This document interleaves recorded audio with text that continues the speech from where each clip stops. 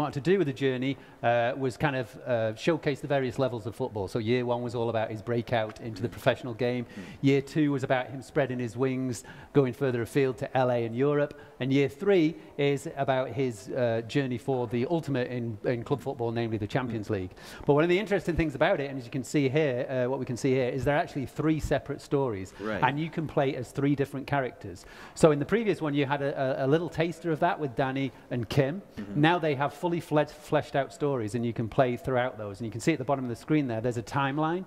So the interesting thing is we allow users to play exactly the way they want to play. So there is a kind of golden path that we encourage users to play, but if someone just wants to play through the entire Alex story, they can do, or they can hop in and out of them at free will. Okay. So you can see the timeline, and then the stories will intersect. So what you're about to see here is a taste of Alex's story, and what you will see here is him and Danny having a look at the Champions League draw and seeing that they aren't drawn in the same group, because ultimately leads to a Champions League final if you do well with them going head to head.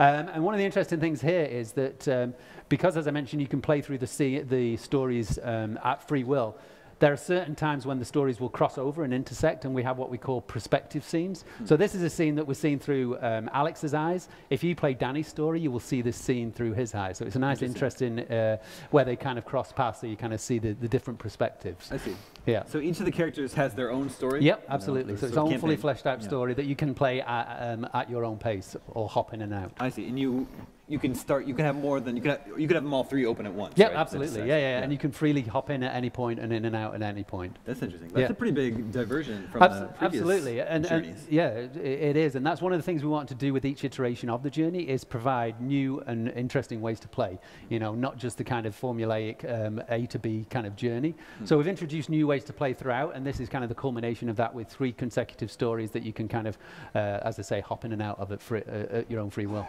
Interesting. So what's being set up here? So this is where Alex and Danny kind of learn that they're not in the Champions League groups. Danny will actually face his brother in the Champions League group, so that sets up a nice kind of dynamic between them.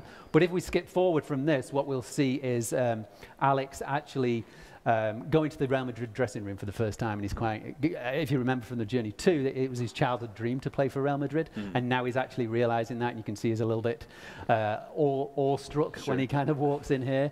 And one of the interesting things this time is that we take Alex to Real Madrid, is that we can be more specific with the players around him, because previously we had the choice of which team you could go to, so it kind of limited how much we could do with the real players. Because he now goes to Real Madrid, we can do a lot more with that. So one of the new features we have is a mentor feature. So when you go to Real Madrid and you're training for the first time, you're approached by the trainers, and basically they offer you to train with one set of the players or the other. So you can kind of pick who you want to play with. So the likes of Bale, Benzema, or versus Modric, Marcelo, that kind of thing. And the way you interact with those, it will influence the way you grow your players. So you will have mentor challenges. So you might have a passing challenge against Modric that will grow Alex's passing abilities. Or if you choose the other side, you may have a shooting drill against Benzema. And then one of the other interesting things is when you actually go into game, you can play just as your mentor group. So we've now got 4 ways to play. So you can play locked to Alex Hunter, you can play as the whole team, you can play as mentors, or you can play multiplayer.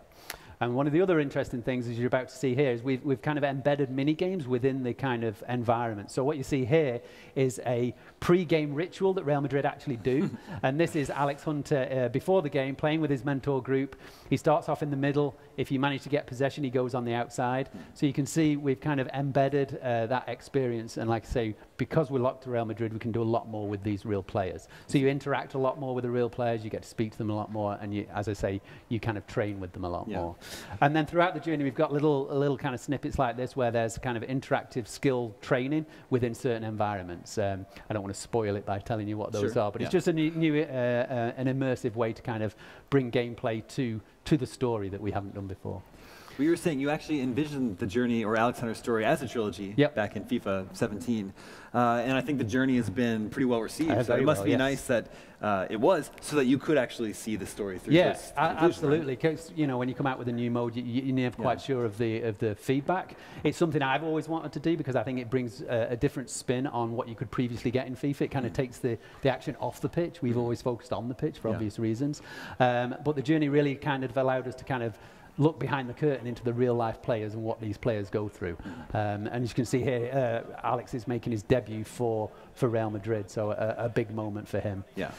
Yeah, so this is going to jump into an actual game here. Yep, it is. So you'll see a little bit of gameplay here. We're playing. I think we're playing locked at Alex in this at this point. And you'll see the mentors will be identified differently. They've got a little red dot over their head, so you can see who those mentors are. And one of the things is in gameplay, if you play well with those mentors, you'll actually build up the relationship with those and grow Alex through that as well. Have there been improvements made under the hood to the animation? Yeah, so I mean, it's another big year for gameplay, so we've done a lot in gameplay to improve the overall experience. Gameplay is and always will be the core pillar for FIFA. So there's a whole new bunch of gameplay features that support not just the journey, but obviously throughout the game. So we've got active touch system with a whole new animation system that fundamentally changes the way you trap and kick the ball, which obviously is a big part of football, so a big one there. Dynamic tactics, which adds a whole new level of tactics and tuning to the game, so you can really kind of create your own play style, and also the teams you play against will play in their realistic play style, so Real Madrid will play as Real Madrid. We have 50-50 battles, which is a new system of where two players interact for the ball. It's a lot more physical, a lot more realistic. We've also got timed finishing, which is a new way of shooting, kind of a risk-reward mechanic that gives a little bit more power to the user should they want